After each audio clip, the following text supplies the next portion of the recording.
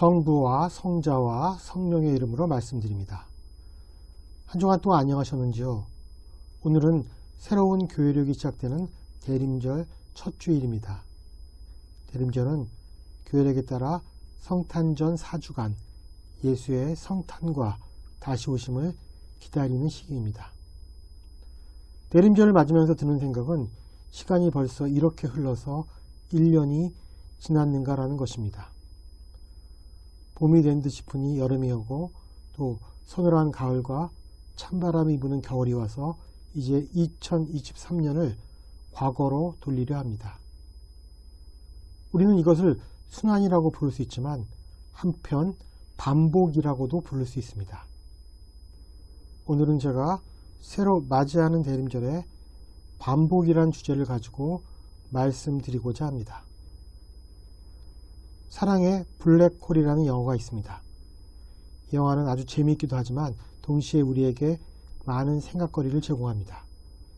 특별히 이 영화는 우리에게 반복되는 삶을 대하는 우리의 자세가 어떠해야 하는가에 대해 큰 통찰력을 주는 영화이기도 합니다. 내용은 다음과 같습니다. 주인공은 자신의 능력과 인기에 도취한 독신의 거만하고 냉소적인 텔레비전 기상보도관이었습니다.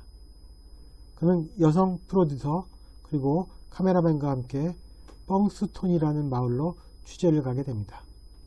그 마을에서는 해마다 2월 2일이면 그라운드 호그데이가 열렸는데 그것은 두더지를 통해 봄이 언제 오는가를 예측하는 행사였습니다.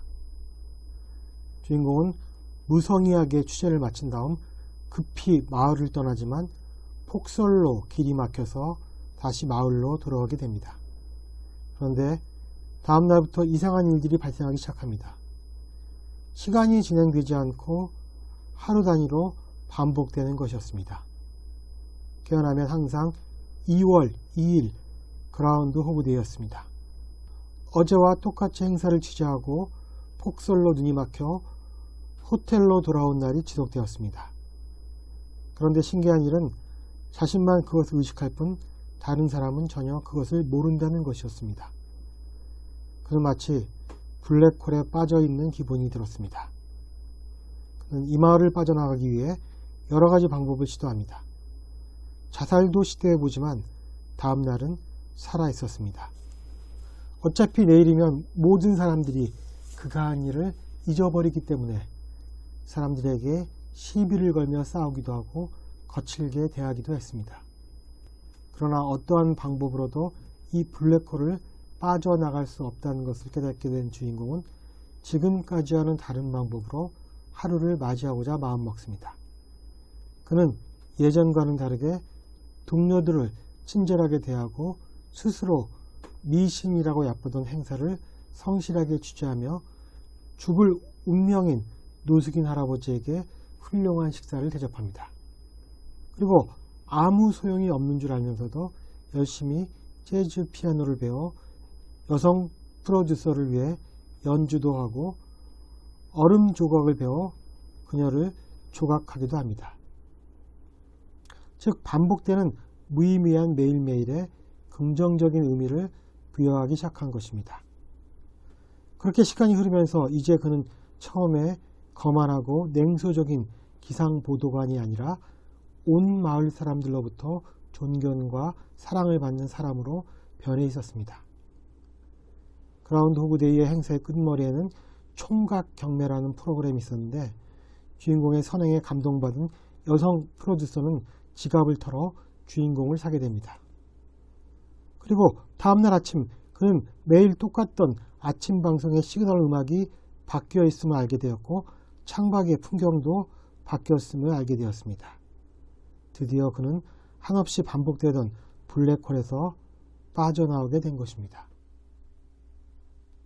한마디로 이 영화는 반복되는 삶에 대해 우리가 어떤 자세를 가져야 하는가를 보여주는 영화라고 할 수 있습니다.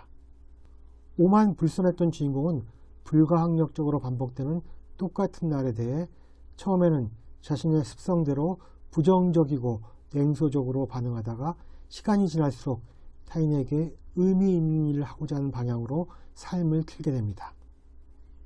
악행이나 선행이나 어차피 내일이면 다 잊어버릴 일들이지만 그래도 선행을 하는 것이 자신과 타인을 위해서 더 값진 일임을 깨닫게 되는 것입니다.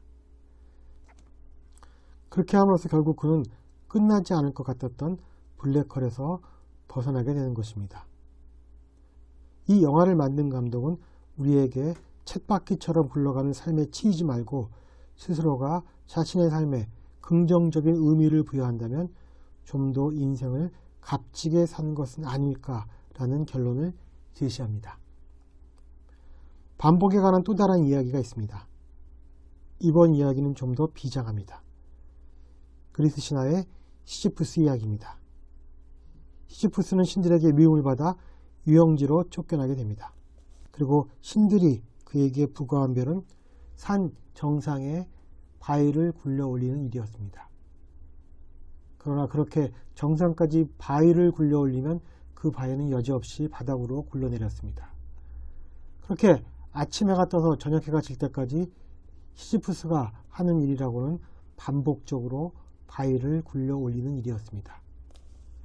아마 영화의 주인공처럼 계속 반복되는 일에 대해 시지프스도 처음에는 자신을 그런 처지로 몰아넣은 신들을 꽤나 원망하고 우라통도 터졌을 것입니다. 그러나 시지프스는 자신이 그런 원망과 분노를 가지고 이 일을 계속한다면 그것은 곧 자신을 파괴하는 것임을 깨닫게 됩니다. 프랑스의 작가 알베르 카뮈는 시지프스 신화라는 책을 통해 매번 산 정상으로 돌을 굴려 올리는 일, 이 일이 다람쥐 쳇바퀴 도는 것처럼 반복되는 우리의 삶과 별로 다르지 않다고 통찰하고 있습니다.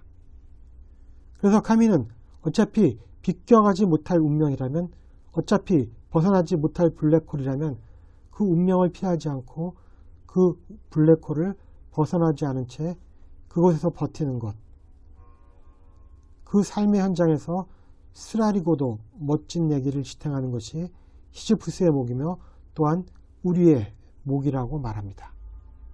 그래서 카뮈는 시지프스를 다음과 같이 말합니다. 그의 거대한 의지는 가혹한 운명보다 우월하고 바위 그 자체보다도 굳다. 상황에 쓸려가는 수동적인 존재가 아니라 무의미하게 반복되는 삶이지만 그 삶에 대해 주체적인 의미를 부여하면서 사는 것, 그것이 우리에게 끊임없이 반복되는 삶을 대하는 참다운 태도라고 말하고 있는 것입니다.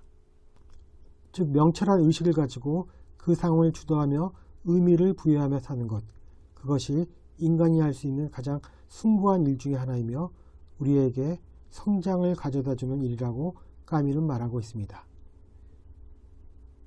매년 반복되는 교회력의 시작인 대림절에 저는 생각해 봅니다. 이처럼 반복되는 삶 속에서 내가 얻은 것은 무엇인가? 지난 대림절에 비해 나는 좀 달라진 사람이 되었는가? 주님께서 내 마음속에 심어놓으신 그리스도는 좀 더 자라나셨는가? 저의 이 질문에 대해 오늘 일독서인 이사야서는 약간의 힌트를 제공하고 있습니다. 오늘 이사야서는 이스라엘 백성들이 바빌론 왕국으로 끌려갔을 때를 시대적 배경으로 하고 있습니다. 이사야는 하나님의 저버림을 받아 당신의 백성이라는 이름을 잃게 된 불충한 이스라엘 백성들이 그 이름을 회복할 수 있도록 애타게 간구합니다. 이사야는 소생할 길 없는 이스라엘 백성일지라도 그들이 잊지 말아야 할 것은 하나님이 그들의 아버지시며 그들을 진흙으로 빚은 자라는 사실이라고 말합니다. 이사야는 최초의 인간이 하나님의 숨결과 진흙으로 빚어졌듯이 사람들이 새롭게 탄생하기 위해서 필요한 것은 다시 빚음의 작업이라는 것입니다. 따라서 이사야가 의미하는 진흙은 하나님께서 인간들을 내면으로부터 새롭게 만들기 위해 인간들의 마음속에서 이루시는 재형성의 작업을 상징합니다. 즉 인간이 새로운 작품이 되기 위해서는 인간 존재의 근본인 진흙까지 다다르는 것이 필요하다는 뜻입니다. 저는 새로운 반복의 시작인 대림질 첫 주에 제 자신에게 이렇게 묻습니다. 나는 다시 빚어지기 위해 나 자신을 하나님께 기꺼이 내어 맡기고 있는가? 우리가 우리 자신에게 이러한 질문을 던질 수 있다면 우리는 깨어있다고 말할 수 있는 것입니다.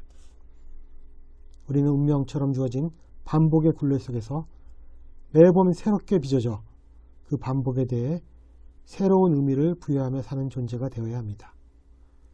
그렇게 한다면 우리는 2024년의 대림절을 맞을 때 영적으로 좀 더 성장한 존재가 되어 있을 것입니다. 성부와 성자와 성령의 이름으로 말씀드렸습니다. 아멘.